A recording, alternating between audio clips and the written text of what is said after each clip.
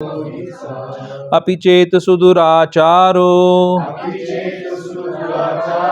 भजते मामनन्यभाक् साधुरेव स मन्तव्यः सम्यग् व्यवसितो हि सः। ठीक है, श्लोक संख्या 31 वाला पहले मैं पढ़ रहा हूँ। क्षिप्रं भवति धर्मात्मा शाश्वत शांतिं निगच्छति कौन्तेय प्रतिजानीहि न मे भक्तः प्रणश्यति। अनुवाद एवं तात्पर्य श्रील प्रभुपाद के द्वारा। श्रील प्रभुपाद की जय। यदि कोई जघन्य से जघन्य कर्म करता है किंतु यदि वह भक्ति में रत रहता है तो उसे साधु मानना चाहिए, क्योंकि वह अपने संकल्प में अडिग रहता है। तात्पर्य: इस श्लोक का सुदुराचारः शब्द अत्यंत महत्वपूर्ण है, अतः हमें इसे ठीक से समझना होगा। जब मनुष्य बद्ध रहता है तो उसके दो प्रकार के कर्म होते हैं, प्रथम बद्ध और द्वितीय स्वाभाविक। जिस प्रकार शरीर की रक्षा करने या समाज तथा राज्य के नियमों का पालन करने के लिए तरह तरह के कर्म करने होते हैं, उसी प्रकार से बद्ध जीवन के प्रसंग में भक्तों के लिए कर्म होते हैं जो बद्ध कहलाते हैं। इनके अतिरिक्त जो जीव अपने आध्यात्मिक स्वभाव से पूर्णतया भिज्ञ रहता है और कृष्ण भावनामृत में या भगवत भक्ति में लगा रहता है, उसके लिए भी कर्म होते हैं जो दिव्य कहलाते हैं। ऐसे कार्य उसकी स्वाभाविक स्थिति में संपन्न होते हैं और शास्त्रीय दृष्टि से भक्ति कहलाते हैं। बद्ध अवस्था में कभी कभी भक्ति और शरीर की बद्ध सेवा एक दूसरे के समांतर चलती है, किंतु पुनः कभी कभी वे एक दूसरे के विपरीत हो जाती है। जहाँ तक संभव होता है, भक्त सतर्क रहता है कि वह कोई ऐसा कार्य ना करे जिससे वह अनुकूल स्थिति भंग हो। वह जानता है कि उसकी कर्म सिद्धि उसके कृष्ण भावनामृत की अनुभूति की प्रगति पर निर्भर करती है, किंतु कभी कभी यह देखा जाता है कि कृष्ण भावनामृत में रत व्यक्ति सामाजिक या राजनीतिक दृष्टि से निंदनीय कार्य कर बैठता है, किंतु इस प्रकार के क्षणिक पतन से वह अयोग्य नहीं हो जाता। श्रीमद् भागवत में कहा गया है कि यदि कोई व्यक्ति पतित हो जाए किंतु यदि भगवान की दिव्य सेवा में लगा रहे तो हृदय में वास करने वाले भगवान उसे शुद्ध कर देते हैं और उस निंदनीय कार्य के लिए क्षमा कर देते हैं। भौतिक कल्मश इतना प्रबल है कि भगवान की सेवा में लगा योगी भी कभी कभी उसके जाल में आ फंसता है, लेकिन कृष्ण भावनामृत इतना शक्तिशाली होता है कि इस प्रकार का आकस्मिक पतन तुरंत रुक जाता है। इसलिए भक्ति योग सदैव सफल होता है। किसी भक्त के आदर्श पथ से अकस्मात गुमराह होने पर हंसना नहीं चाहिए, क्योंकि जैसा कि अगले श्लोक में बताया गया है, ज्यों ही भक्त कृष्ण भावनामृत में पूर्णतया स्थित हो जाता है, ऐसे आकस्मिक पतन कुछ समय के पश्चात रुक जाते हैं। अतः जो व्यक्ति कृष्ण भावनामृत में स्थित है और अनन्य भाव से हरे कृष्ण मंत्र का जप करता है, उसे दिव्य स्थिति में आसीन समझना चाहिए, भले ही दैववशात उसका पतन क्यों न हो चुका हो। साधुरेव शब्द अत्यंत प्रभावात्मक है। ये अभक्तों को सावधान करते हैं कि आकस्मिक पतन के कारण भक्त का उपहास नहीं किया जाना चाहिए, उसे तब भी साधु ही मानना चाहिए। मंतव्यः शब्द तो इससे भी अधिक बलशाली है। यदि कोई इस नियम को नहीं मानता और भक्त पर उसके पतन के कारण हंसता है, तो वह भगवान के आदेश की अवज्ञा करता है। भक्त की एकमात्र योग्यता यह है कि वह अविचल तथा अनन्य भाव से भक्ति में तत्पर रहे। नृसिंह पुराण में निम्नलिखित कथन प्राप्त है: भगवती च हराव अनन्य चेता भृशमलिनोऽपि विराजते मनुष्यः नहि शशक कलुष छबिः कदाचित् तिमिर परावतामुपैति चंद्रः। कहने का अर्थ यह है कि यदि भगवत भक्ति में तत्पर व्यक्ति कभी घृणित कार्य करता पाया जाए तो इन कार्यों को उन धब्बों की तरह मान लेना चाहिए जिस प्रकार चांद में खरगोश के धब्बे हैं। इन धब्बों से चांदनी के विस्तार में बांधा नहीं आती। इसी प्रकार साधु पद से भक्त का आकस्मिक पतन उसे निंदनीय नहीं बनाता, किंतु इसी के साथ यह समझने की भूल नहीं करनी चाहिए कि दिव्य भक्ति करने वाला भक्त सभी प्रकार के निंदनीय कर्म कर सकता है। इस श्लोक में केवल इसका उल्लेख है कि भौतिक संबंधों की प्रबलता के कारण कभी कोई दुर्घटना हो सकती है। भक्ति तो एक प्रकार से माया के विरुद्ध युद्ध की घोषणा है। जब तक मनुष्य माया से लड़ने के लिए पर्याप्त बलशाली नहीं होता, तब तक आकस्मिक पतन हो सकते हैं, किंतु बलवान होने पर ऐसे पतन नहीं होते। जैसा कि पहले कहा जा चुका है, मनुष्य को इस श्लोक का दुरुपयोग करते हुए अशोभनीय कर्म नहीं करना चाहिए और यह नहीं सोचना चाहिए कि इतने पर भी वह भक्त बना रह सकता है। यदि वह भक्ति के द्वारा अपना चरित्र नहीं सुधार लेता, तो उसे उच्च कोटि का भक्त नहीं मानना चाहिए। श्लोक संख्या 31, अनुवाद एवं तात्पर्य। वह तुरंत धर्मात्मा बन जाता है और स्थायी शांति को प्राप्त होता है। हे कुंती पुत्र, निडर होकर घोषणा कर दो कि मेरे भक्त का कभी विनाश नहीं होता है।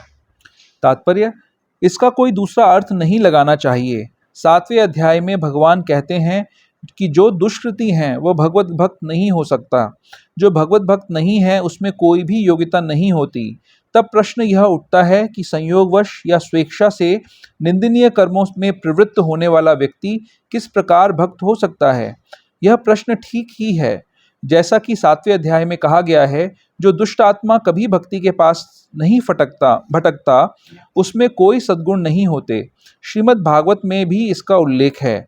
सामान्यतया 9 प्रकार से भक्ति कार्यों में युक्त रहने वाला भक्त अपने हृदय को भौतिक कल्मश से शुद्ध करने में लगा होता है। वह भगवान को अपने हृदय में बसाता है। फलतः उसके सारे पापपूर्ण कल्मश धुल जाते हैं। निरंतर भगवान का चिंतन करने से वह स्वतः शुद्ध हो जाता है। वेदों के अनुसार ऐसा विधान है कि यदि कोई अपने उच्च पद से नीचे गिर जाता है, तो अपनी शुद्धि के लिए उसे कुछ अनुष्ठान करने होते हैं, किंतु यहाँ पर ऐसा कोई प्रतिबंध नहीं है, क्योंकि शुद्धि की क्रिया भगवान का निरंतर स्मरण करते रहने से पहले से ही भक्त के हृदय में चलती रहती है। अतः हरे कृष्ण कृष्ण कृष्ण हरे हरे, हरे राम राम राम हरे हरे, इस मंत्र का अनवरत जप करना चाहिए। यह भक्त को आकस्मिक पतन से बचाएगा। इस प्रकार वह समस्त भौतिक कल्मशों से सदैव मुक्त रहेगा। एनीवेज, तो अब इस श्लोक के अंदर बड़ी ही इंटरेस्टिंग बात हो रही है। ये एक्चुअली भगवान की मर्सी का एक्सटेंशन है। ये श्लोक जो है ना, भगवान की मर्सी कितनी है, कृपा भगवान की कितनी है अपने भक्तों के लिए, उसकी पराकाष्ठा दिखाता है ये श्लोक। क्या कह रहे हैं यहाँ पर कि अपि चेत सुदुराचारो भजते माम अनन्य भाग। यदि कोई जघन्य से जघन्य कर्म करता है, किंतु यदि वह भक्ति में रत रहता है, तो उसे साधु मानना चाहिए। कई सारे टर्म्स यूज हो रहे हैं, जैसे सुदुराचारो, फिर साधु, साधुरेव स मंतव्य, और अनन्य, भजते माम अनन्य भाग। तो पहले इन टर्म्स को समझने का प्रयास करते हैं। साधु किसको कहते हैं? कौन सा होता है साधु? लंबी सी दाढ़ी है ना, लंबी लंबी मूछें, शिखा, गिरवे वस्त्र, हाँ, रियलाइज सोल। तो ये सब चीजें बाहरी है, जो आवरण है, ये हो या ना हो इतना मैटर नहीं करता। माता जी ने बोला कि रियलाइज सोल होना चाहिए, यानी जिसको आत्म साक्षात्कार हो चुका है, जिसको रियलाइजेशन को क्या कहेंगे हिंदी में? आत्म साक्षात्कार हो चुका है ना, जिस व्यक्ति को आत्म साक्षात्कार हो चुका है। शास्त्र क्या कहता है साधु के बारे में? साधु की कोई क्वालिटीज याद है? तितिक्षवा, हाँ, तितिक्षवा, कारुणिका, सुहृदम सर्वदेही नाम, अजात शत्रु शांता, साधव साधु भूषणा। ये साधु की क्वालिटीज भागवतम में 3rd कैंटो के अंदर बताई गई हैं। तितिक्षवा, तितिक्षवा मतलब क्या? टॉलरेंट है, हर परिस्थिति में वो टॉलरेट करना जानता है, टॉलरेंट रहता है। कारुणिका, कारुणिका का क्या मतलब है? हर किसी पे वो कृपा करता है, हर किसी के प्रति उसके ऊपर करुणा का भाव है, कारुणिका। तितिक्षवा, कारुणिका, सुहृदम सर्वदेही नाम। हाँ, सुहृदम सर्वदेही नाम। सुहृद का क्या मतलब होता है? भगवान 5वें चैप्टर में 5.29 में कहते हैं कि वो सुहृद हैं। हम लोगों के जितने भी रिलेटिव्स होते हैं या जितने भी सगे संबंधी होते हैं, उनको 3 कैटेगरी में हम रख सकते हैं। जैसे कुछ तो होते हैं मित्र। आप अपने ऑफिस में गए और ऑफिस में आपने किसी से, कोई आपके पास आया, आपको गुड मॉर्निंग किया और उसने बोला आप कैसे हैं, क्या हाल चाल है। अब भले आप मर रहे हो, लेकिन आप उसको बोलोगे कि मैं ठीक हूँ, वो भी चला जाएगा ये सुन के, है ना। बस उतना ही संबंध है उसके साथ में। कुछ होते हैं बंधु। बंधु यानी जैसे हमारे निकटतम फ्रेंड्स, हमारे नाते रिश्तेदार, जो हमारे सुख दुख में कुछ हद तक शामिल होते हैं। अगर हमें दुख है तो हमारा सहयोग करेंगे, साथ देंगे, सुख है तो उसमें खुशी मनाएंगे हमारे साथ में, बट वो भी कुछ हद तक ही हमारा साथ दे सकते हैं, है ना। और एक होते हैं सुहृद। सुहृद कौन से होते हैं? सुहृद सिर्फ एक ही होता है, सुहृद होते हैं कृष्ण और कृष्ण के भक्त साधु। वो सुहृद किसी भी स्थिति में हमारा साथ नहीं छोड़ते। जैसे भगवान परमात्मा के रूप में हमारे हृदय में विराजमान रहते हैं, तो वो भगवान सुहृद हैं। हम किसी भी अवस्था में हो, ये कोई जीव सुअर के शरीर में भी हो तो भी भगवान उसके शरीर में विराजमान रहेंगे, उसके हृदय में रहेंगे, और सुअर जो भी गंदे काम कर रहा है उसके साथ उसका साथ नहीं छोड़ेंगे। इसी प्रकार साधु क्या होता है? सुहृदम सर्वदेही नाम। सारे संसार के सभी लोग, सारे देहधारी जो लोग हैं उनके लिए सुहृद रहता है। सुहृदम सर्वदेही नाम अजात शत्रु शांतः। अजात शत्रु का मतलब है उसका कोई शत्रु नहीं होता। शांतः, और वो हर परिस्थिति में शांत रहता है। हमने जो 31 नंबर श्लोक पढ़ा है उसके अंदर एक शब्द आ रहा है शाश्वत शांतिम निगच्छति। शांति की बात आ रही है उसमें, और यहां पर बात आ रही है सुदुराचार की। तो अजात शत्रु शांतः, फिर क्या है? साधव साधु भूषणा। साधव, उसके अंदर सारे के सारे साधु, साधव लक्षण, साधुओं वाले लक्षण हैं, और जितने भी हमारे पथ प्रदर्शक गुरु हैं उनके मार्ग का अनुसरण करता है, ऐसा व्यक्ति, इसको हम कहते हैं साधु। अब यहां पर बात हो रही है कि जो सुदुराचार है, जो जघन्य से जघन्य कार्य करता है, उसको क्या मानना चाहिए? ये जो क्वालिटीज मैंने बताई उसको वो मानना चाहिए। अब आप क्या कहोगे इसके बारे में? ऐसा संभव है मानना? इजी है समझना इसको? सुदुराचार व्यक्ति को हम कैसे साधु मान सकते हैं? भगवान कह रहे हैं अपि चेत सुदुराचारो भजते माम अनन्य भाग। कैसे कैसे हम साधु मानेंगे? एक्चुअली देखा जाए तो पीछे गीता में भगवान ने बहुत सारी जगह इस तरीके की रीएश्योरेंसेस दे रखी हैं। अपने भक्त के लिए वो बहुत सारी रीएश्योरेंसेस दे रहे हैं। हमने भी जो 2nd चैप्टर के अंदर एक श्लोक देखा, नेह विक्रमो नाश्वस्ति प्रत्यवायो न विद्यते। क्या श्लोक का मतलब है कि आप छोटा सा प्रयास करोगे। 2nd चैप्टर के अंदर ही भगवान ने कह दिया कि भक्ति के मार्ग पे अगर आप छोटा सा भी प्रयास करोगे तो आपको बहुत महान भय से आपकी रक्षा हो जाएगी। क्या एश्योरेंस है भगवान की? कि थोड़ा सा आप मेरे मार्ग पे चलने का प्रयास करो, थोड़ा सा भी करोगे तो आपका मैं रक्षा करूंगा। फिर मान लो 6th चैप्टर के अंदर आते हैं। 6th चैप्टर के अंदर वो श्लोक है जो स्वर्ग में जाने का वो जो श्लोक है 6.3, एक सेकेंड, क्या था वो स्टार्टिंग उसकी? प्राप्य पुण्य कृताम लोकान। हाँ, प्राप्य पुण्य कृताम लोकान उषित्वा शाश्वता समा शुचिवान श्रीमताम गेहे योग भ्रष्ट भी जायते। 6th चैप्टर में योगी की बात हो रही है। अर्जुन पूछते हैं कि आपने इतना डिफिकल्ट आपने तरीका बताया मुझे योग का, और अगर मैं इसमें फेल हो गया तो मैं तो ना तो घर का रहा ना घाट का रहा, ना तो मैंने भोग किया और ना मैंने योग में सिद्धि प्राप्त करी। तो भगवान क्या कर रहे हैं? रीएश्योरेंस दे रहे हैं। बोल रहे हैं प्राप्य पुण्य कृताम लोकान उषित्वा शाश्वता समा। जो असफल योगी है उसके योग के प्रयास के कारण उसको ऐसे इतने सारे उसको पुण्य प्राप्त होते हैं कि वो शाश्वत काल जैसे समान में शाश्वत काल के समान स्वर्ग लोकों में जाता है। और उसके बाद जब वहां पर बहुत लंबे समय तक भोग करता है, उसके बाद उसको किसी शुचिवान श्रीमताम गेहे, कोई शुचिवान जहां पर पायस फैमिलीज हैं, श्रीमताम यानी जो धनाढ्य परिवार हैं, उनमें उन परिवारों में उसको जन्म मिलता है। शुचिवान श्रीमताम गेहे योगो भ्रष्ट भी जायते, जो योग भ्रष्ट हो गया है। और जो इससे ज्यादा एडवांस था, थोड़ा एडवांस योगी है बट कंप्लीट नहीं कर पाया, उसको तो भक्तों के घर में जन्म मिलता है। ये इसके अगले श्लोक में भगवान बता रहे हैं। तो ये भगवान रीएश्योरेंसेस दे रहे हैं, और यहां पर भी एक रीएश्योरेंस दे रहे हैं। इस श्लोक के अंदर भी भगवान कह रहे हैं कि अगर कोई व्यक्ति मेरी भक्ति करता है तो वो सुदुराचार ही क्यों ना हो, उसने दुराचार एक चीज होती है, किसी भी शब्द के आगे सु लगा दिया जाए तो उसकी वो नेक्स्ट लेवल हो जाता है। तो सुदुराचार मतलब कि बहुत ही घटिया काम जो करने वाला व्यक्ति हो। और भगवान उसके लिए क्या कह रहे हैं? साधु रेव स मंतव्य, मेरे विचार में उसको साधु मानना चाहिए। भजते माम अनन्य भाग, उसको आप भक्त मानोगे, ये निर्देश दे रहे हैं भगवान। तो ये किस तरीके के कामों की बात हो रही है? प्रभुपाद जी इसमें तात्पर्य में 2 तरीके के कामों की बात कर रहे हैं।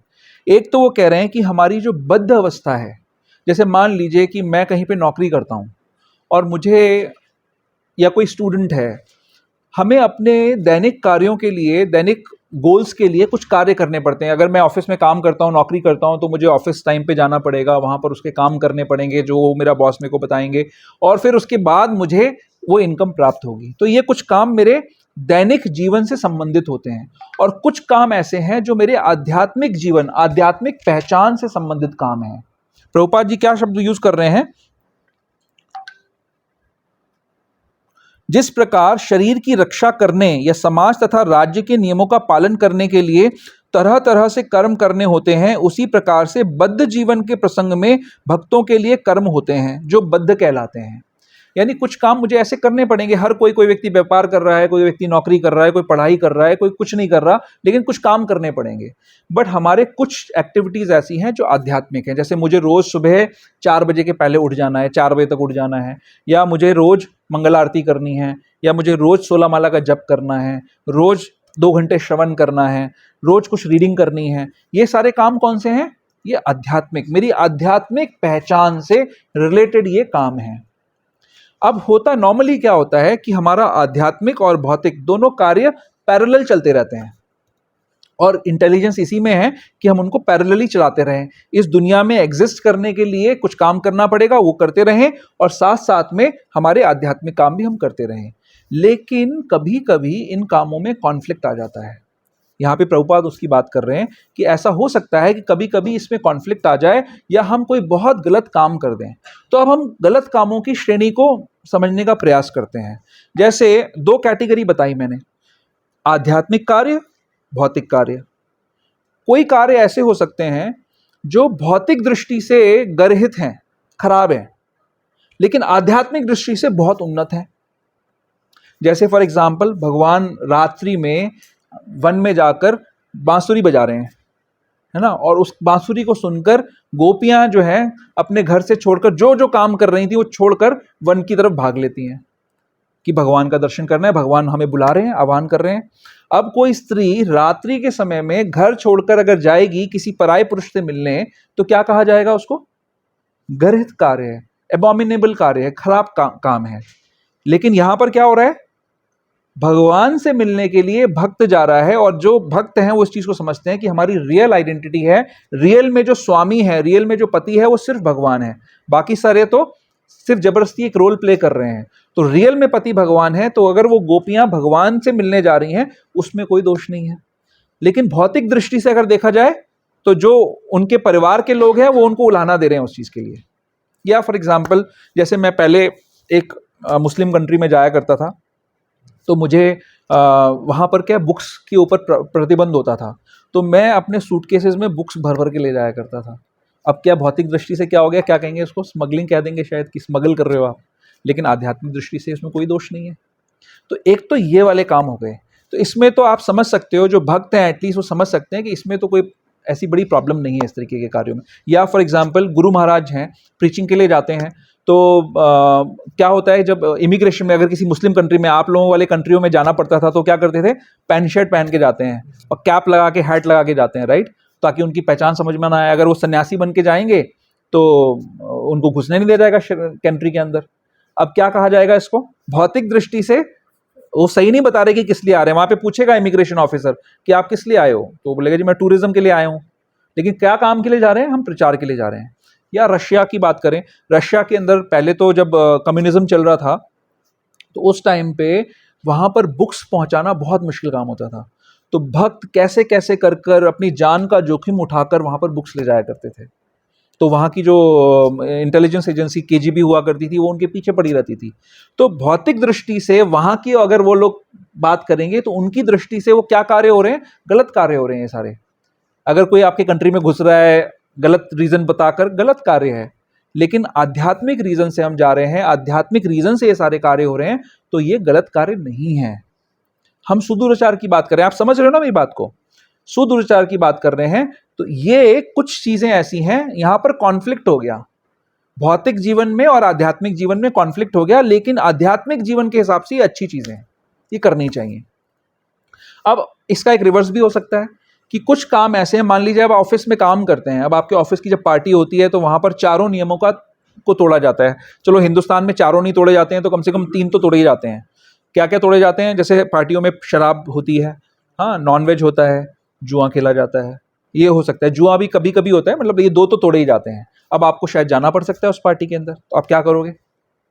आध्यात्मिक दृष्टि से तो नहीं करना चाहिए वो काम, लेकिन आपको, क्योंकि आध्यात्मिक दृष्टि का नियम क्या है कि आपको गलत संग नहीं करना है, लेकिन अब आपकी मजबूरी है तो आप क्या करोगे? तो इसका आंसर भी कृष्ण दे रहे हैं गीता के अंदर। अगर आप अपनी गीता में 2.58 निकालेंगे, निकालिए 2.58, क्या कह रहे हैं भगवान? यदा संहरते जायम कूर्मांगानीव सर्वशः इंद्रियाणि इंद्रियार्थेभ्य भ्यस्तस्य प्रज्ञा प्रतिष्ठिता। क्या कह रहे हैं? जिस प्रकार कछुआ अपने अंगों को संकुचित करके खोल के भीतर कर लेता है, उसी तरह जो मनुष्य अपनी इंद्रियों को इंद्रिय विषयों से खींच लेता है, वह पूर्ण चेतना में दृढ़ता पूर्वक स्थिर होता है। समझिए आप, सेकंड कैटेगरी जो है, जहां पर आप भौतिक दृष्टि से कोई कार्य कर रहे हो, जो भौतिक दृष्टि से अच्छा है, आपको अपने ऑफिस की पार्टी में जाना पड़ेगा भाई, उनकी दृष्टि से ये बहुत जरूरी है, आध्यात्मिक दृष्टि से सही नहीं है ये। तो आप क्या करोगे? वहां पर अपनी इंद्रियों को कछुए के समान, जैसे कछुआ अपने अंगों को अपने खोल के अंदर समेट लेता है, उसी प्रकार आप अपनी इंद्रियों को समेट लोगे। वहां पर आप संग नहीं करोगे, वहां प्रेजेंट तो रहोगे, लेकिन आप संग नहीं करोगे उनका। आप एट बेस्ट संग दोगे उनको, संग नहीं करोगे उनका। तो ये 2 कैटेगरी तो चलो ठीक है, यहां तक तो बात आप सबको लॉजिकल समझ में आ रही है ना? पहली कैटेगरी तो भैया हम सभी गोपियां बनना चाहते हैं, गोपियों का अनुसरण करना चाहते हैं। अच्छा, ठीक। हाँ, दूसरी कैटेगरी भी ठीक है कि भाई चलो हमें जाना पड़ेगा, ऑफिस में कुछ करना पड़ेगा, वो भी ठीक है। अब आते हैं तीसरी कैटेगरी पे। तीसरी कैटेगरी वो कार्य हैं जो आध्यात्मिक दृष्टि से भी गर्हित हैं और भौतिक दृष्टि से भी गर्हित हैं। वैसे कार्य भी हो जाते हैं, वैसे कार्य भी हुए हैं। तो तब क्या करना चाहिए? तब कैसे उसको समझना चाहिए? एक प्रश्न उठ सकता है कि वैसे कार्य क्यों होते हैं, कैसे हो जाते हैं?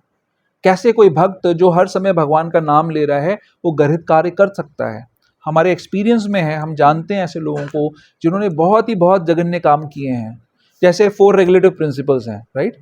खराब काम क्या होगा? एक रेगुलेटिव प्रिंसिपल है कि मांसाहार नहीं करना, नशा नहीं करना, जुआ नहीं खेलना और पर पुरुष पर स्त्री गमन नहीं करना, यानी व्यभिचार नहीं करना। हमने देखा है कि भक्त लोग ये चारों नियमों को तोड़ देते हैं, प्रण लेते हैं भगवान के सामने, गुरु के सामने कि हम ये काम नहीं करेंगे, फिर भी उनसे ये गलतियां हो जाती हैं। तो एक तो समझने वाला विषय ये है कि ऐसा कैसे हो जाता होगा किसी भक्त के साथ में, और हमें क्या करना है, हमें क्या समझना है सबको।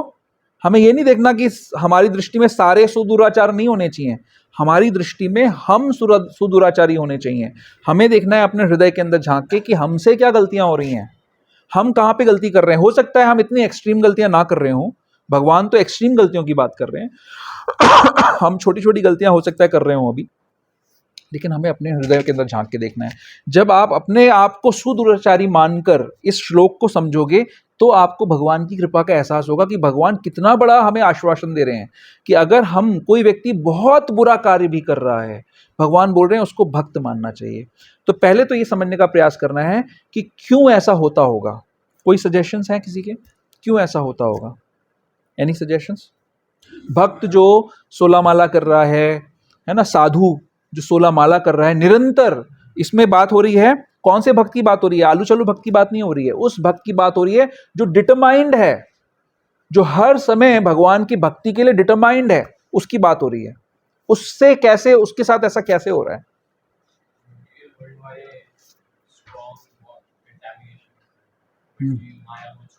माया। तो माया क्या होती है? माया भगवान की शक्ति है। 7वें अध्याय में भगवान ने बता दिया कि मम माया और दुरत्तया, मेरी माया मेरी शक्ति है, वो दुरत्या है, उसका पार पाना आसान नहीं है आपको। माया की 2 शक्तियां होती हैं मेन, जो हमारे ऊपर प्रभाव करती हैं।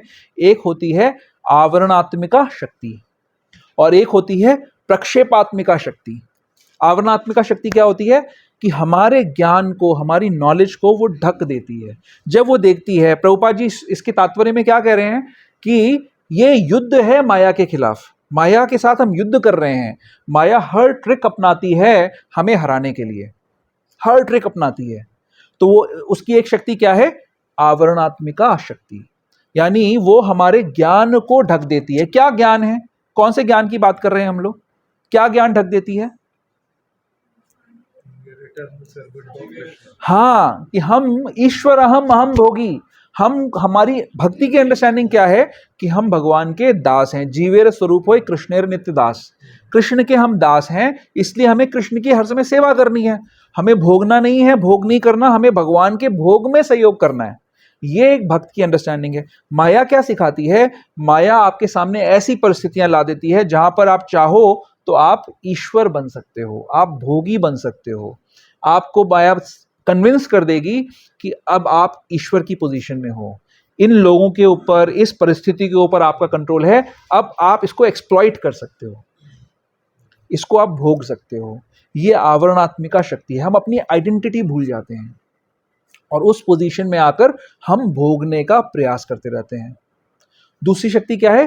प्रक्षेपात्मिका शक्ति, यानी जब आप बहुत फोर्स से आगे बढ़ रहे हो, उस समय माया उठाकर आपको पीछे फेंकेगी, आपके सामने हर्डल्स डालेगी ताकि आप आगे ना बढ़ सको, उठा के पीछे फेंकेगी। आपको लगेगा कि पीछे जाने में ज्यादा कंफर्ट है, आगे आना मेरे लिए बहुत मुश्किल हो रहा है, मैं कैसे आगे आऊं, पीछे जाऊंगा तो मैं ज्यादा सुखी रहूंगा। ऐसा माया आपको कन्विंस करेगी, पीछे जाना अच्छा है मेरे लिए। तो ये माया की दो शक्तियां हैं जिसके कारण जो किसी भी भक्त के ऊपर, बट इसका आंसर क्या है? क्या इस शक्ति से निकल सकते हैं हम? अभी मैंने अपने इंट्रोडक्शन में इसका आंसर दिया था। कैसे? हाँ, प्यूरिफिकेशन, चलो, बट शॉर्ट आंसर क्या है? हाँ, भगवान की शरण में जाकर। भगवान 7वें अध्याय में यही तो कह रहे हैं कि दैवी ही ये सुगुणमयी मम माया दुरत्तया मामेव ये प्रपद्यन्ते प्रपद्यन्ते मामेव ये प्रपद्यन्ते माया में ताम तरंती थे। 7वें अध्याय में जो आपका क्विज क्वेश्चन है हर बार का, उसमें क्या 3 क्वालिटीज हैं? शरणागति क्वालिटी है ना, शरण लेनी है। पहले ही बोल दिया टॉप मोस्ट योगी कौन है? शरणागति जिसने ले रखी है। अब आप कोरिलेट करके देखो, शरणागति ले रखी है जिसने, वो टॉप मोस्ट योगी है। कैसे टॉप मोस्ट बना? जो माया में है वो क्या टॉप मोस्ट योगी है? वो शरणागत है, इसलिए माया की ये दोनों शक्तियां उस पर काम नहीं करेंगी। आवरणात्मिका शक्ति, प्रक्षेपात्मिका शक्ति उस पर काम नहीं करेगी अगर वो भगवान के शरणागत है। शरणागति लेनी पड़ेगी। क्या है शरणागति? शरणागति का क्या मतलब होता है? सिर्फ शब्द बोल देने से शरणागति हो जाएगी क्या? क्या है शरणागति? शरणागति को डिफाइन किया गया है, अनुकूलस्य संकल्पः प्रतिकूलस्य वर्जनम। पहले 2 सिद्धांत बहुत इंपॉर्टेंट है। अनुकूलस्य संकल्पः, जो भक्ति के लिए अनुकूल है उसको अपने जीवन में स्वीकार करो। वो सब कुछ, हर डिसीजन के पहले, मुंह खोलने के पहले ये सोचो कि भक्ति के लिए अनुकूल है कि प्रतिकूल है। हर काम करने के पहले, एक कदम उठाने के पहले सोचो भक्ति के लिए अनुकूल है ये कदम कि नहीं है मेरा। और प्रतिकूलस्य वर्जनम, जो भक्ति के लिए प्रतिकूल है उसको आपको वर्जन करना पड़ेगा, उसको त्यागना पड़ेगा हर चीज के पहले। अगर आप अपने लाइफ का कोई एक सेक्शन ऐसा रखे हुए हो जहां पर आप इस प्रिंसिपल को अप्लाई नहीं कर रहे हो, आप ये सोच रहे हो कि ये पॉकेट जो है ना ये अलग है मेरी, रात को 9 से 12 का समय जो है ना वो मेरी भक्ति का पीरियड नहीं है, वो उसमें मैं भक्ति के प्रिंसिपल्स अप्लाई नहीं करूंगा, उसमें जो मेरी मर्जी होगी वो मैं करूंगा, तो आप क्या कर रहे हो? आप माया के साथ ना इंटीमेट हो रहे हो, मतलब है ना, वो छोड़ेगी नहीं आपको। माया के साथ आप इंटीमेट हो रहे हो, फिर वो पिशाचिनी है, वो खा जाएगी आपको, माया खा जाएगी। तो आपके लाइफ का कोई एस्पेक्ट ऐसा नहीं हो सकता अगर आप शरणागत हो। शरणागति का मतलब है पूर्ण शरणागति। अगर आप शरणागत हो तो आपको ये 2 प्रिंसिपल्स को पालन करना पड़ेगा। ऐसे नहीं सोच सकते कि जी मेरा ऑफिस का जो लाइफ है वो अलग है, मेरा घर का लाइफ अलग है, तो ऑफिस की एक्टिविटीज में जो करूंगा उस समय मैं ना तो तिलक लगाऊंगा, ना मैं खान पान का ध्यान रखूंगा, ना मैं एसोसिएशन का ध्यान रखूंगा, वो मेरा अलग चैप्टर है, और मेरी भक्ति का पॉकेट अलग है। तो क्या होगा? आप माया के साथ इंटीमेट हो रहे हो, आप भूल रहे हो, माया को अंडर एस्टिमेट कर रहे हो। तो क्या कोई तरीका नहीं है कि हम अपना जो सेक्युलर लाइफ है उसको लीड कर सकें भगवान की भक्ति करते करते?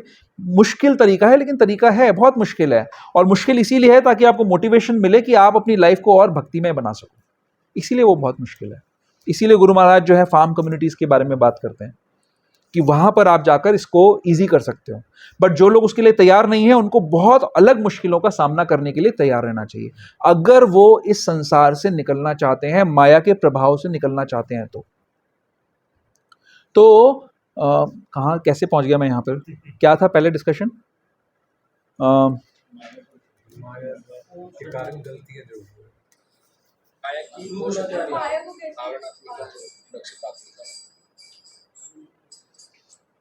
उससे पहले साधु की विशेषता बता दीजिए। एक मिनट। हाँ, हम ये डिस्कस कर रहे थे एक्चुअली कि साधु के साथ ऐसा क्यों होता है ना? तो साधु के साथ ऐसा क्यों होता है? क्योंकि माया का प्रभाव उसके ऊपर पड़ सकता है, माया हमें पीछे फेंकती है। हम ये डिस्कस कर रहे थे। तो ये एक रीजन मैंने आपको बताया कि माया से अगर बचना है तो हमें क्या करना पड़ेगा? शरणागति। और फिर मैं शरणागति में चला गया। तो शरणागति के मैंने आपको दो चीजें बोली कि शरणागति का मतलब है अनुकूल से संकल्प, प्रतिकूल से वर्जनम। उसके बाद क्या है? उसके बाद और चार चीजें हैं। अनुकूल से संकल्प, प्रतिकूल से वर्जनम, रक्षित इति विश्वासो। ये बहुत इंपॉर्टेंट रीएश्योरेंस है ये। अगेन हमें ये विश्वास होना चाहिए कि भगवान हर परिस्थिति में हमारी रक्षा करेंगे। डरना नहीं है हमको। अगर आपने एक अनुकूल चॉइस करी, भगवान की भक्ति के लिए कोई चीज अनुकूल उसको स्वीकार कर लिया, कोई चीज प्रतिकूल है उसका वर्जन कर लिया, फिर आपको ये डर नहीं होना चाहिए कि अब मेरा क्या होगा, मेरा सर्वाइवल कैसे होगा। ये डर नहीं होना चाहिए। रक्षित इति विश्वास हो, भगवान रक्षा करेंगे मेरी। गुप्तत्वेन वर्णम तथा, वो मुझे मेंटेन भी करेंगे। भगवान हमेशा मुझे मेंटेन करेंगे। जब हर किसी को मेंटेन कर रहे हैं तो मुझे भी मेंटेन करेंगे। गुप्तत्वेन वर्णम तथा आत्मनिक्षेप कार्पण्य। आत्मनिक्षेप यानी सरेंडर, पूरी तरीके से सब कुछ मैं भगवान के प्रति अपना न्यौछावर कर दिया। जो कुछ मेरे पास है उसको, और जो कुछ भी मैं कर रहा हूं वो भगवान के हिसाब से करूंगा। कार्पण्य और हम्बल भाव से, ह्यूमिलिटी के साथ में कि मैं भगवान का दास हूं। जैसा भगवान नचाएंगे, जैसे नचाएंगे भगवान, मैं वैसे नाचता रहूंगा। ये 6 शरणागति के प्रिंसिपल्स हैं। अगर माया के प्रभाव से बचना है तो हमें ऐसे शरणागति लेनी पड़ेगी। और ये शरणागति लेने के लिए इस प्रकार का वैष्णव संग करना पड़ेगा जहां पर एटलीस्ट इसकी बात तो होती है कि हमें माया से निकलना है। नहीं तो कहां बात होती है? बात होती है कि कैसे माया की गोद में जाके बैठ जाएं। ये बातें होती हैं, राइट? तो एक कारण तो ये हो गया कि माया हमको पीछे भेजती है। दूसरा कारण ये हो गया कि हमारे जो पास्ट संस्कार हैं, हमारे जो पुरानी आदतें हैं, वो कभी कभी हमारे ऊपर उभर आती हैं। जैसे मान लीजिए पुराना हमने बहुत कुछ गलत काम करे हुए हैं, हम करके बैठे हैं, आदतें हैं हमारी पुरानी, ठीक है, लेकिन अब हमें भक्ति अच्छी लगने लग गई। अब हमें समझ में आ गया कि हाँ, ये मार्ग ऐसा है जो हमारे को संसार के दुखों से बचा सकता है। हम सभी इसी कैटेगरी में हैं, राइट? पुराना पास्ट देखेंगे तो सबका पास्ट बहुत गंदा सा, काला सा है, हाँ ना, मोस्टली लोगों का होता है। लेकिन अब भक्ति हमें अच्छी लग रही है, अब हम भक्ति करना चाहते हैं। लेकिन वो पुरानी जो हैबिट्स हैं, है ना, क्या कहते हैं हैबिट के लिए? कहते हैं ना, habit is a second nature. तो वो हैबिट्स हमारी सामने आ जाती हैं, हमें वापस फंसा देती हैं, वो उभर आती हैं बार बार। इस कारण से कोई कोई व्यक्ति को आदत है गलत काम करने की। जैसे एक बहुत महान सन्यासी हुए, प्रभुपाद जी के शिष्य थे, बहुत महान सन्यासी थे, बहुत फेमस थे, बहुत अच्छा प्रचार कर रहे थे। और उनकी एक गर्लफ्रेंड हुआ करती थी उनकी पास्ट लाइफ में। Past life in the sense कि जब वो भक्त बने थे उससे पहले, जैसे अमेरिका में हर जगह होता था, अमेरिकन थे वो। और वो खुद भी बहुत हैंडसम थे, वो सन्यासी जो सन्यास लेने से पहले। और वो जो उनकी गर्लफ्रेंड थी वो भी बहुत विश्व सुंदरी टाइप थी, ऐसा समझ लीजिए, है ना। सन्यास लेने के बाद वो बहुत जबरदस्त प्रचार कर रहे थे। और उनकी जो गर्लफ्रेंड है वो एक पॉइंट पे उनको मिस करती है और उनके पास वापस आती है, और उसके साथ में वो कुछ बात करते हैं या कुछ इंटीमेट हो जाते हैं उसके साथ में। फिर वो प्रभुपाद के पास आते हैं कि प्रभुपाद, ये मेरे से हो गया, अब मुझे क्या करना चाहिए। अब क्या था, ये क्यों हुआ उनके साथ में, उसके बाद क्या हुआ, मैं उसमें नहीं जाऊंगा, डिटेल में नहीं जाऊंगा। लेकिन ये उनके साथ क्यों हुआ? क्योंकि पास्ट उनका ऐसा एसोसिएशन था उस लेडी के साथ में, पुरानी आदत थी जो एक क्षण भर के लिए उनके सामने उभर के आ गई, और उस समय उनसे गलती हो गई। ठीक है, जैसे चैतन्य महाप्रभु की लीला में छोटा हरिदास की कथा आती है। उसमें छोटा हरिदास एक महाप्रभु का पार्षद हुआ करते थे, यंग थे, और बहुत सेवा करते थे छोटा हरिदास महाप्रभु की। और एक बार उनको महाप्रभु की सेवा के लिए कहीं से कहीं जाना पड़ा, किसी के घर पे जाना पड़ा, वहां से कुछ सामान उनको लेके आना था। जब वो वापस आए तो महाप्रभु ने उनका तिरस्कार कर दिया, उनको हटा दिया अपने पास। उन्होंने बोला कि तुम सन्यासी हो, और तुमने सन्यासी होते हुए भी गलत दृष्टि से एक स्त्री के ऊपर नजर डाली है, इसलिए अब तुम्हें सन्यासी होने के नाते तुम्हारा संग मेरे साथ नहीं हो सकता। और वो इतना स्ट्रिक्ट हो गए, काफी दिनों तक वो छोटा हरिदास प्रयास करते रहे उन महाप्रभु के का संग करने के लिए, लेकिन महाप्रभु बहुत स्ट्रिक्ट हो गए। उन्होंने सिद्धांत बताया कि सन्यासीर अल्पछिद्र सर्वलोके गाए। सन्यासी के दामन में अगर छोटा सा भी छेद होता है ना, सारा विश्व उसको गाता है। तो सबके सामने सही एग्जाम्पल रखने के लिए उन्होंने छोटा हरिदास का त्याग कर दिया। तो जबकि उनका कोई बहुत बड़ा कोई ऑफेंस नहीं था उस टाइम पे, ऐसा सब भक्त समाज में सब लोगों ने कहा, बट महाप्रभु ने एक एग्जाम्पल रखने के लिए कि अगर आप सन्यासी होते हुए गलत काम करोगे तो आप मेरा एसोसिएशन नहीं कर सकते। बहरहाल हम बात करते हैं अपने जैसे लोगों की जो सुदुराचार थे किसी समय में, और अब वो भक्त बनना चाहते हैं, लेकिन उनकी आदतें पुरानी खराब थी और वो उनके सामने आ गई जिससे उनसे कुछ गलती हो गई। तो भगवान ये रीअश्योरेंस दे रहे हैं, हम सबको ये कृपा दे रहे हैं कि जो व्यक्ति अनन्य भाव से भक्ति कर रहा है उसको साधु ही मानना चाहिए, अगर उससे कोई गलती हो जाए तो भी। क्यों साधु मानना चाहिए, अब हम इस बात पे आएंगे। तो रीजन समझ में आ गए क्या? दो रीजन मेन हो सकते हैं। पहला रीजन क्या है? माया। दूसरा रीजन क्या है? पास्ट हैबिट्स, वो सामने आ सकती हैं। अब बात आती है कि कैसे उसको साधु मानना चाहिए, क्यों साधु मानना चाहिए। ठीक है, तो आपने सुना होगा या आपने देखा होगा कि कोई भी कभी हमसे गलती हो जाती है तो उसके लिए प्रायश्चित का विधान होता है, कि भाई उसको रेक्टिफाई करने का विधान होता है। या मान लीजिए जैसे आपने सीट बेल्ट नहीं लगाई, आपने गाड़ी चलाई और सीट बेल्ट बिना लगाए चलाई, तो क्या करेगा पुलिस ऑफिसर? चालान कर देगा। तो चालान क्या है? आपको पनिशमेंट दे दिया, इतने रुपए का फाइन लगेगा। आजकल कितना देते हैं? 5,000 जो भी है, इतने रुपए का फाइन लगेगा। तो वो फाइन आपके लिए कष्ट है और उसके कारण फिर आप दोबारा नहीं करोगे उस कष्ट को ध्यान रखते हुए, राइट। ये प्रायश्चित का विधान होता है। हर चीज में, हर जगह ये नियम चलता है कि आप प्रायश्चित कर लो तो आप अपने जो आपने गलती करी है उससे आप एब्जॉल्व हो जाओगे, आप छुटकारा मिल जाएगा आपको। तो 5वें स्कंद में भागवतम के शुकदेव गोस्वामी सारे नरकों का वर्णन करते हैं और बहुत ही डरावना वर्णन है नरकों का। इसीलिए आज के समाज में लोग बोलते हैं नरक है ही नहीं। जैसे खरगोश होता है ना, उसके सामने शेर आ जाए तो वो आंखें बंद कर लेता है, वो सोचता है तो शेर है ही नहीं। उसी प्रकार से लोग गलत काम करना बंद नहीं करना चाहते, लेकिन क्योंकि नरकों के डर से बचना चाहते हैं तो बोलते हैं नरक है ही नहीं। तो जब परीक्षित महाराज को शुकदेव गोस्वामी ने नरकों का वर्णन बताया तो उसके बाद परीक्षित महाराज के हृदय में बहुत करुणा जागृत हो गई। उन्होंने बोला कि इनका डिलीवरेंस, इन लोगों को कैसे इस नरक की यातना से मुक्ति मिल सकती है, क्या करने से। तो शुकदेव गोस्वामी बोलते हैं कि प्रायश्चित का विधान है, प्रायश्चित होगा तो सब कुछ ठीक हो जाएगा। तो परीक्षित महाराज अपने गुरु महाराज को प्रश्न करते हैं, शुकदेव गोस्वामी को प्रश्न करते हैं, बोलते हैं कि प्रायश्चित करने से जो पाप का बीज है वो खत्म नहीं होगा, वो तो फिर पाप करेगा और फिर उसको दंड उठाना पड़ेगा। तब शुकदेव गोस्वामी बोलते हैं कि मैंने आपका टेस्ट लिया था, आप अपने टेस्ट में पास हो गए, आपने सही प्रश्न उठाया है।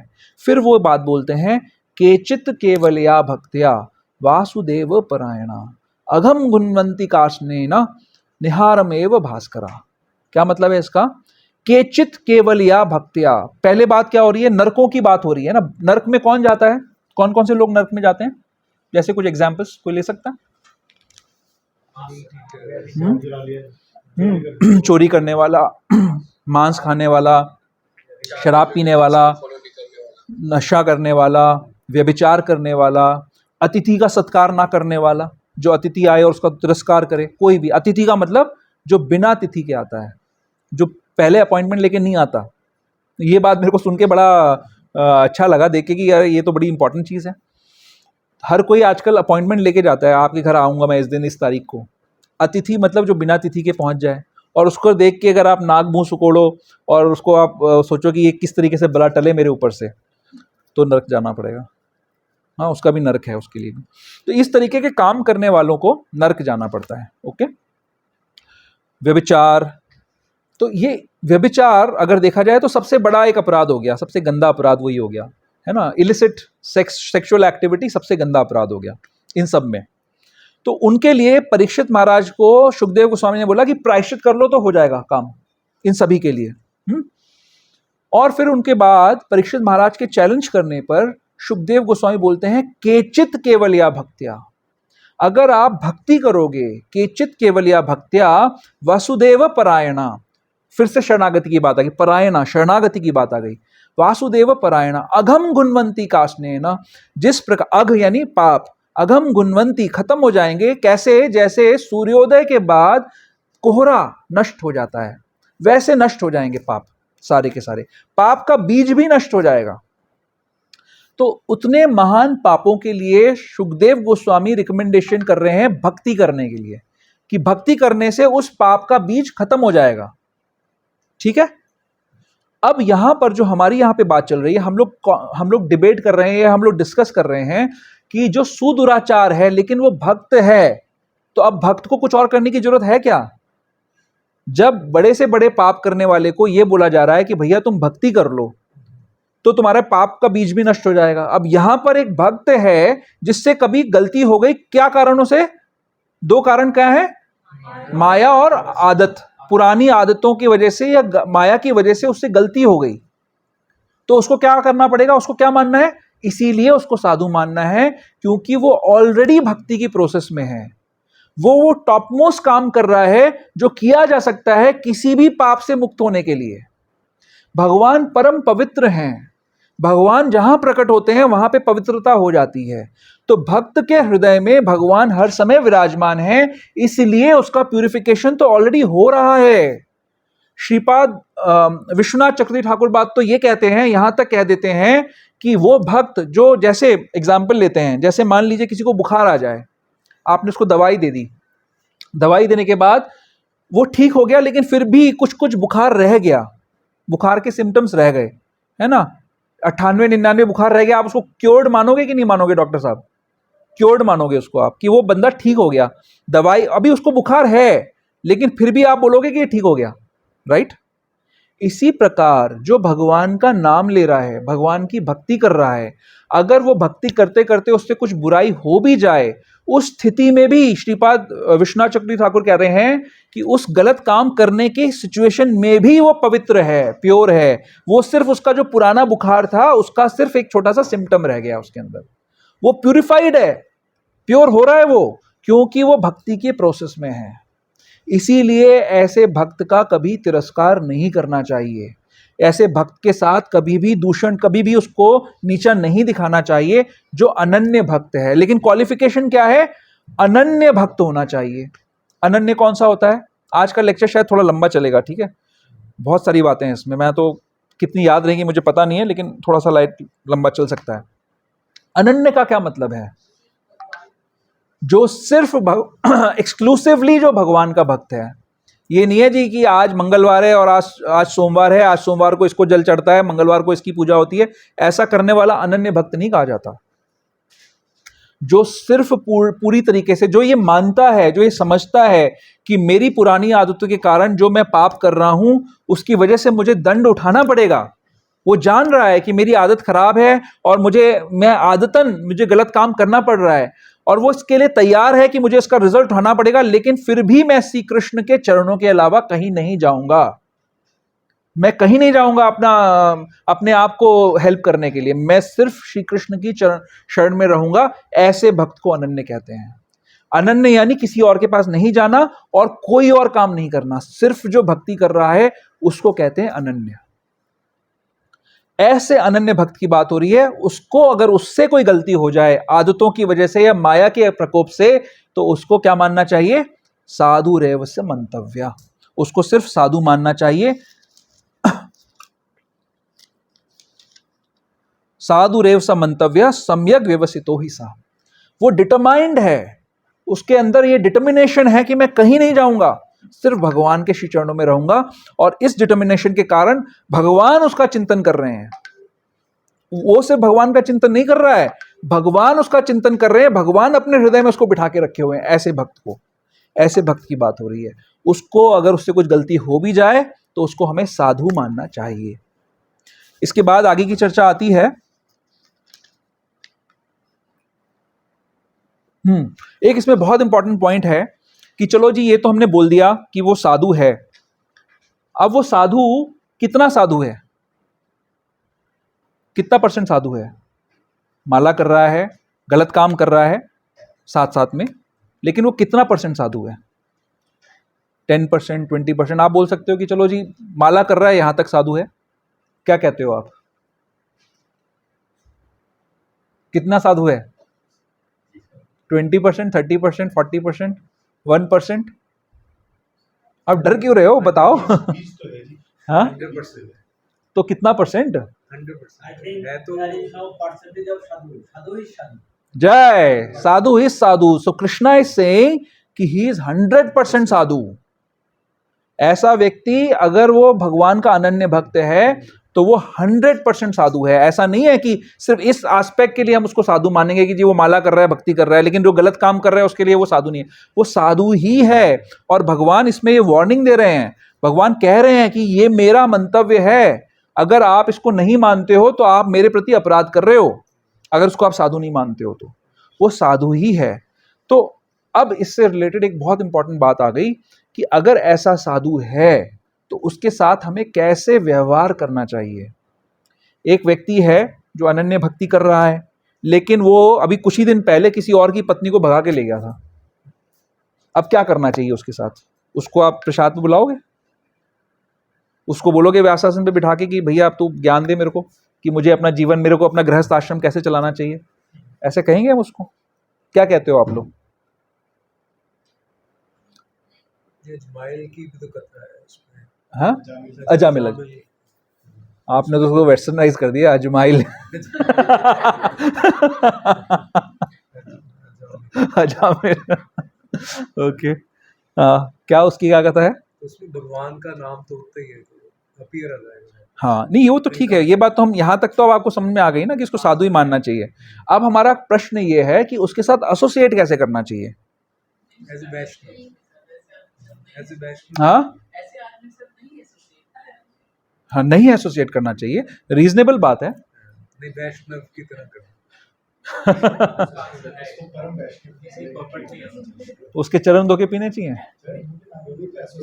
एसोसिएट आप तिरस्कार नहीं कर हाँ, सकते। न्यूट्रल मतलब क्या होता है? ये सही है। न्यूट्रल।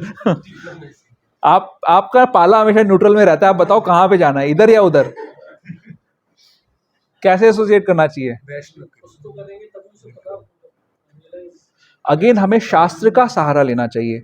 नेक्टर ऑफ इंस्ट्रक्शन में, उपदेशामृत में रूप गोस्वामी बता रहे हैं कि हमें कैसे बात करनी चाहिए, किस प्रकार से वैष्णव के साथ डील करना चाहिए। हाँ, कृष्णेति यस्य गिरितम मनसा ध्रियेत, तो जो भगवान का नाम ले रहा है उसको हमको मन से प्रणाम करना चाहिए। दीक्षेति चेत प्रणतिभिस भजंतमीशम, जो दीक्षा ले चुका है उसको दंडवत प्रणाम करना चाहिए।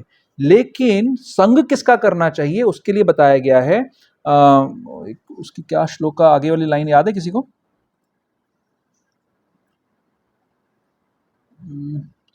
इप्सित, हाँ, शुश्रूषया भजन विघ्नम अनन्यम अन्य निंदादि शून्य हृदम इप्सित संग लब्ध्या। क्या मतलब है कि जिसका हृदय दूसरे की निंदा स्तुति से पूरी तरीके से साफ हो चुका है, ऐसे व्यक्ति को हमें सेवा करनी चाहिए, चरण दबाने चाहिए, उसका संग करना चाहिए। तो जो अभी अपराध करने की स्थिति में है, जिससे कुछ गलती हो रही है, उसको साधु मानना चाहिए, उसका तिरस्कार नहीं करना चाहिए।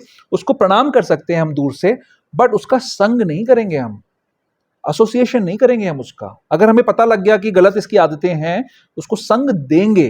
कितना संग देंगे? जैसे मान लीजिए आपको अभी बाढ़ आई थी तो पानी में तैरते हुए लोग मिले थे आपको, राइट, जो डूब रहे हैं, तो कौन जाएगा उनको बचाने? जिसको खुद तैरना आता है और जो इतना स्ट्रांग है कि दूसरे को पकड़ के ला सकता है। तैरना आता है बट स्ट्रांग नहीं है तो क्या होगा? वो डूबने वाला पकड़ लेगा, मैं नहीं छोड़ूंगा आपको। वो बोला अरे मैं भी मर जाऊंगा, छोड़ मुझे। दोनों के दोनों डूबेंगे फिर, है ना। स्ट्रांग जो है, जो तैरना जानता है बट स्ट्रांग है, जिसकी दृढ़ श्रद्धा है, कोमल श्रद्धा वाला नहीं जा सकता बचाने के लिए। आप सोचो जी, अब तो मैं ऑफिस में संग दूंगा रोज भक्तों को, भक्त बनाऊंगा रोज, पार्टियों में भी जाऊंगा, वहां पर मैं लोग शराब पियेंगे, मैं भगवान का भगवद गीता बोलूंगा, है। बट अगर आप इमेजिन करो, बहुत गड़बड़ हो सकती है। अगर आपके अंदर दृढ़ता नहीं है तो पता लगा कि आप भी फिर, हाँ, आप भी शायरी कर रहे हो वहां पे। तो हमें एसोसिएशन का बहुत ध्यान रखना है कि हमें ऐसे भक्त का एसोसिएशन नहीं करना है, उसको संग देना है अगर हम केपेबल हैं, अगर हमारी दृढ़ श्रद्धा है तो। हमारी दृढ़ श्रद्धा होनी चाहिए, तब हम ऐसे भक्त का संग दे सकते हैं। नहीं तो क्या करना है, उसको प्रमोट कर देना, उसको किसी और के पास भेज देना जिसकी दृढ़ श्रद्धा है।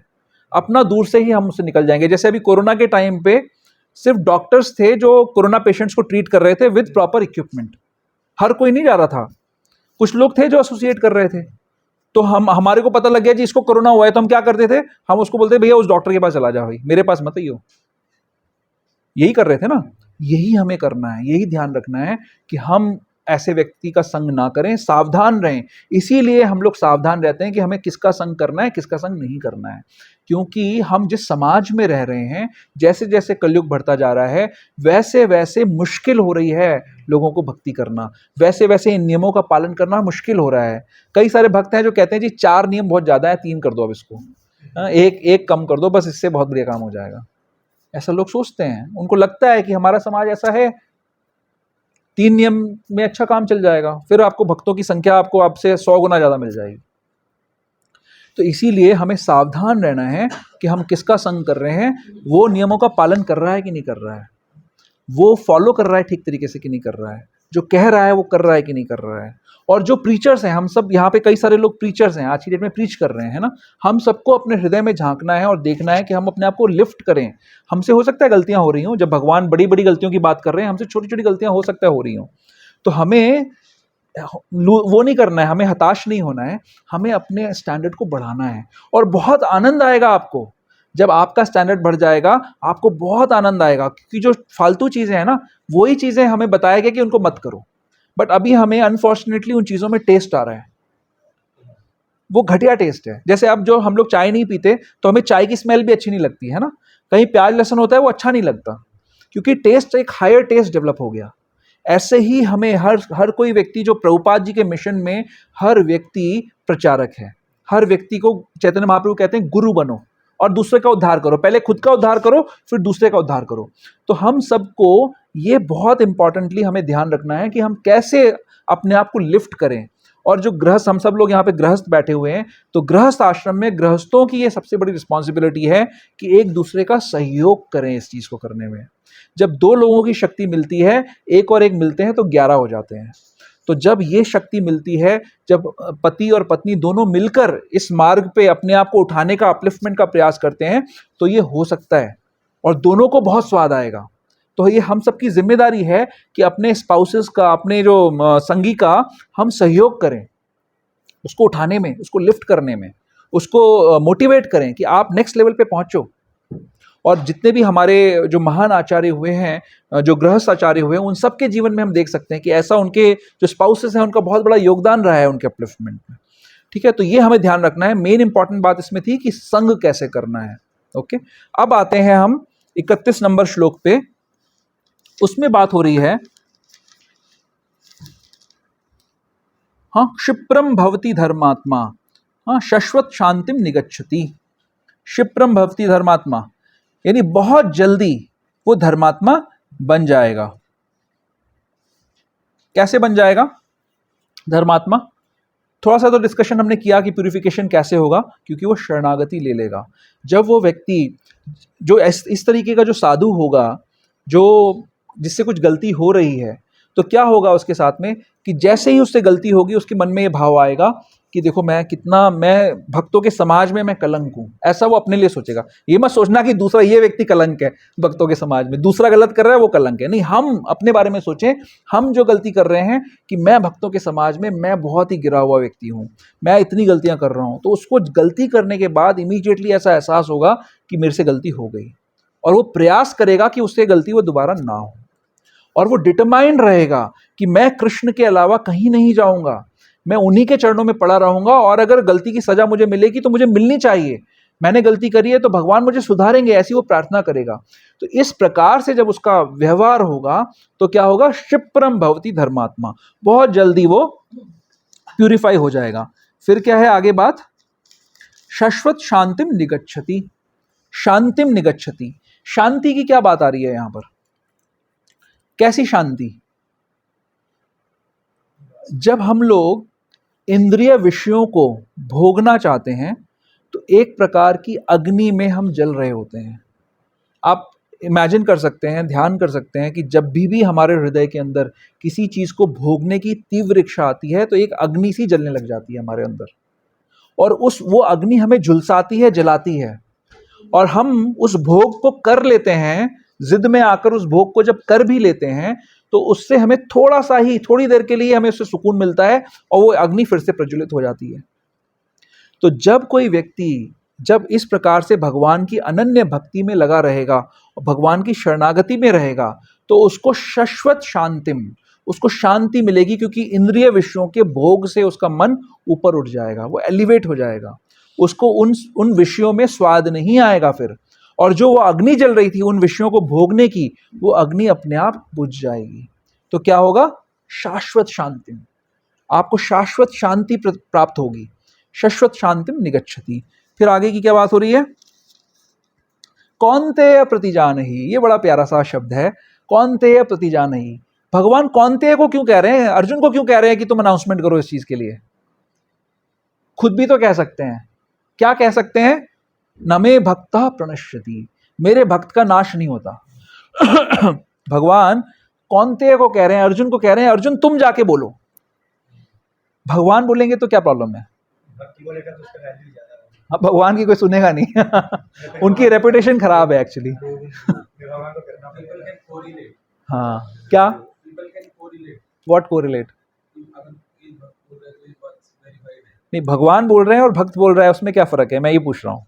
भगवान अर्जुन को क्यों कह रहे हैं ये बात बोलने के लिए कि अर्जुन जाओ तुम सबको डिक्लेयर करो कि मेरे भक्त का नाश नहीं होता? भगवान ये भी तो कह सकते हैं कि मैं डिक्लेयर करता हूं कि मेरे, आगे बोल रहे हैं ना, सर्वधर्मान परित्यज्य मामेकम शरणम व्रजा अहम त्वाम सर्व पापेभ्यो, बोल रहे हैं मैं तुम्हारे सारे पापों का सर्वनाश करूंगा। थोड़ी बोल रहे हैं अर्जुन को कि जा तुम बोलो जाके कि मैं भगवान कृष्ण सब पापों का त्याग कर देंगे, नाश कर देंगे, ऐसा तो नहीं बोल रहे। ऐसा यहाँ पे क्यों बोल रहे हैं? जाओ अर्जुन सबको डिक्लेयर कर दो कि मेरे भक्त का नाश नहीं होता। अर्जुन बोलेगा कि देखो मेरा भी नाश नहीं हुआ। अर्जुन के लिए कॉन्फिडेंस दिया ना कि वॉर के अंदर कुछ नहीं होगा। हाँ, ये बात है। भगवान जो है अपने भक्तों के प्रॉमिस की रक्षा करने के लिए अपने प्रॉमिस को तोड़ सकते हैं। अभी भगवान तो गीता बोल रहे हैं ना, इसके बाद युद्ध शुरू होगा, उनको पता है कि आगे क्या करने वाले हैं। आपने सुना होगा ये इंसिडेंट कि जब दुर्योधन ने भीष्म पितामह को जाके चैलेंज किया कि आप जो हैं ये युद्ध को इम्पार्शियल तरीके से लड़ नहीं रहे हैं, आप अपने जो प्रिय आपके जो ये पोते हैं आप उनका सहयोग कर रहे हैं, आप लड़ना नहीं चाहते ठीक तरीके से। तो भीष्म पितामह को बहुत क्रोध आ गया। उन्होंने बोला कि ठीक है, ये मैंने 5 वो तीर तैयार किए हैं और इनसे मैं कल 5 पांडवों का वध कर दूंगा। तो दुर्योधन तो बहुत बड़ा डिप्लोमैट था, उसको लगा कि यार ये कहीं इनका मन ना बदल जाए रात में, तो ऐसा करता हूँ तीर अपने पास रख लेता हूँ। तो उन्होंने बोला ऐसा ठीक है, आपने बहुत अच्छा विचार किया है, ये 5 तीर आप मुझे दे दीजिए, मैं इसको अपने पास रखता हूँ संभाल के, कल सुबह आपको दे दूंगा। उधर भगवान तो उनको सब पता है क्या हो रहा है। तो एक बार अर्जुन ने दुर्योधन की रक्षा करी थी। जब ये लोग वनवास में थे तो दुर्योधन और एंड कंपनी ने एक स्त्री का हरण कर लिया था, गंधर्वों की। तो उसके कारण सारे गंधर्व उनको मारने आ गए थे और उनको बंदी बना लिया था। तो अर्जुन जाकर उनको छुड़ाते हैं दुर्योधन को। तो उस समय दुर्योधन प्रसन्न होकर अर्जुन को बोलते हैं, आशीर्वाद देते हैं कि तुम जो चाहो मुझसे मांग सकते हो। तो अर्जुन बोलते हैं ठीक है, देखा जाएगा, जब जरूरत होगी तो मांगेंगे। तो भगवान जाते हैं अर्जुन के पास, बोलते हैं कि देखो ऐसा है, तुम जाओ अभी दुर्योधन के पास और उसको याद दिलाओ कि तुमने ऐसा ऐसा प्रण किया था, तो तुम वो 5 तीर मांग लाओ उससे। तो अर्जुन जाते हैं दुर्योधन के पास। दुर्योधन, और उस समय हमारा जो वैदिक प्रणाली है ना, इसमें हर कार्य बहुत ही शास्त्रोक्त तरीके से, बहुत एटिकेट में होता है। जैसे मान लीजिए युद्ध के समय में सिर्फ सैनिक आपस में लड़ते हैं, जो नॉर्मल स्त्रियां हैं, प्रजा है, उनको किसी को कोई नुकसान नहीं पहुंचाता। तो क्या होता है कि जिसकी ज़्यादा शक्ति होती है वो जीतता है और वो राज्य करता है। तो सामाजिक व्यवस्था बिगड़ती नहीं है उससे। आजकल युद्ध कैसा होता है, आजकल तो छुप के सबको मार दो, सबको परेशान कर दो। जैसे अमेरिका ने वो पूरा जापानीज सिटी को डिस्ट्रॉय कर दिया, तो जो बेचारे जिनका कोई दोष नहीं था वो भी मारे गए। तो उस जमाने में महाभारत के युद्ध में कैसा युद्ध होता था, दिन में युद्ध होता था, सूर्यास्त के बाद सब लोग ऐसे मिलते थे जैसे फ्रेंड्स, फैमिली की तरीके से एक दूसरे के शिविर में जा सकते थे, बात कर सकते थे। तो दुर्योधन से मिलने अर्जुन जाते हैं और जा अर्जुन को देखकर दुर्योधन बहुत प्रसन्न हो जाते हैं, बोलते हैं आओ तुम क्या करने आए हो। अर्जुन प्रणाम करते हैं उनको, तो बोलते हैं कि तुम्हें क्या चाहिए, तुम चाहो तो मैं तुम्हें सारा राज्य दे सकता हूँ, ये युद्ध कल ही समाप्त हो जाएगा। तो अर्जुन बोलते हैं नहीं मुझे राज्य नहीं चाहिए, मुझे वो आप 5 तीर दे दो।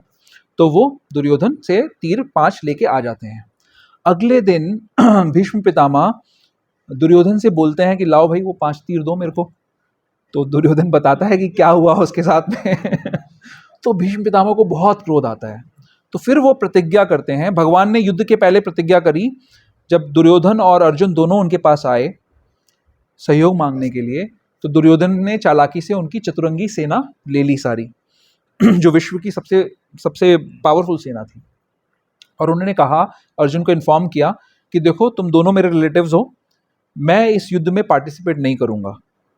कैसे रिलेटिव्स हैं? क्योंकि सब तरफ सुभद्रा से अर्जुन का विवाह हुआ है और लक्ष्मणा से सांब का विवाह हुआ है, जो दुर्योधन की बेटी है वो उनकी बहू है ना, ऐसे हर तरफ से रिलेशंस हैं।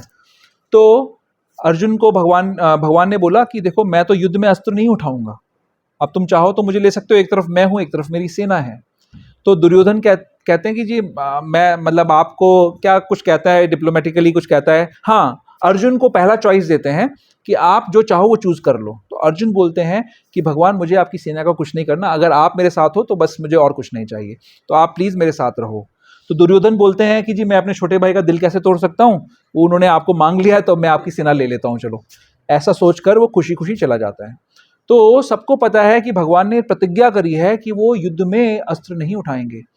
भीष्म पितामह जब उनको पता लगता है कि भगवान ने कैसे चतुराई से वो तीर ले लिए हैं, तो वो क्रोध में आकर ये प्रतिज्ञा करते हैं कि मैं आज ऐसा भीषण युद्ध करूंगा कि सारे पांडवों को मैं डिस्ट्रॉय कर दूंगा। उनकी रक्षा का एक ही तरीका है कि अगर भगवान अस्त्र उठाएंगे तो ये बच सकते हैं, नहीं तो नहीं बचेंगे, है ना। और ये एपिसोड कब होना है? अभी तो गीता बोली जा रही है, भगवान को पता है, इसलिए भगवान कह रहे हैं कौन्तेय प्रतिजानहि। उनको पता है कि आगे लोग मेरी बात का तो विश्वास करने वाले नहीं है कि इसने प्रतिज्ञा करी तोड़ दी। भीष्म पितामह ऐसा युद्ध करते हैं कि ऐसा लगता है कि उसी दिन सारा युद्ध समाप्त हो जाएगा।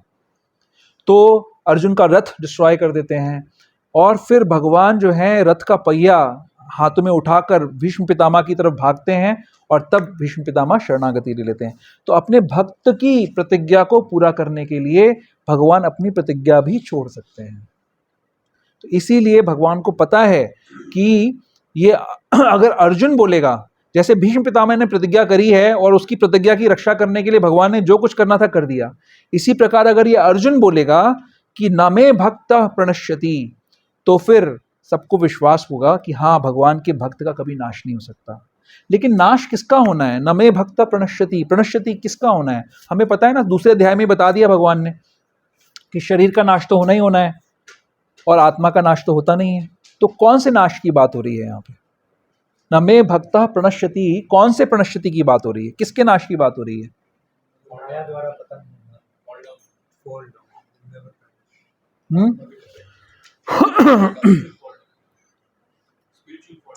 स्पिरिचुअल फॉल डाउन, जो माया के बेसिकली क्या है, ये जो अपॉर्चुनिटी है, ये जो मनुष्य जीवन की जो अपॉर्चुनिटी है, जिसमें हमें अगर भगवान की भक्ति का थोड़ा सा एक ग्लिटर, एक फ्लिकर कहीं से मिल गई, एक छोटा सा चिंगारी सी कहीं से मिल गई, तो ये बहुत बड़ी अपॉर्चुनिटी है।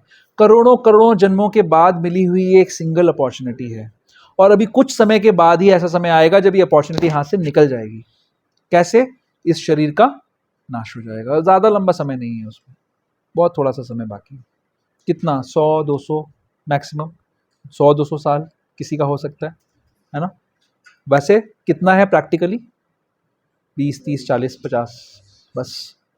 वो अपॉर्चुनिटी इतनी रेयर है कि अभी आप इस संसार से निकल सकते हो। तो जो भक्ति के मार्ग में आ गया, कॉन्टेक्स्ट ये है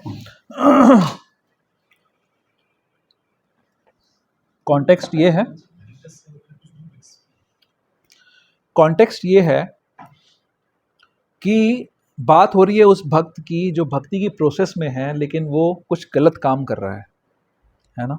तो उसके लिए भगवान ये रीएश्योरेंस दे रहे हैं। गीता में शुरुआत से वो रीएश्योरेंसेस ही दे रहे हैं कि अगर उससे कुछ गलती हो भी जाती है माया के चक्कर में, हैबिट्स के चक्कर में, किसी भी कारण से, तो भी न मे भक्ता प्रणश्यति, उसका नाश नहीं होगा। वो भक्ति को प्राप्त कर लेगा, वो भगवान को प्राप्त कर लेगा। उस भक्त के लिए भगवान इतनी फिक्र कर रहे हैं, ये भगवान की कृपा है। और ऐसे दयालु भगवान की भक्ति करने का हम लोगों को मौका मिला हमारे गुरुजनों की बदौलत, हमारे श्रील प्रभुपाद की कृपा से हम लोगों को ये मौका मिला है कि ऐसे परम कल्याणकारी परम दयालु भगवान के हम भक्त बन पाएँ। तो हम सबको इस अपॉर्चुनिटी का लाभ लेना चाहिए।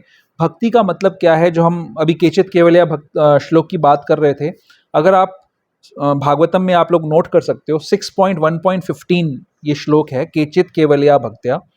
और इसका जो नेक्स्ट श्लोक है, भागवतम, भगवद गीता नहीं, भागवतम, इसका जो नेक्स्ट श्लोक है 6.1.16, उसमें ये भी क्लैरिफाई किया जा रहा है कि भक्ति का क्या यहाँ पर मतलब है।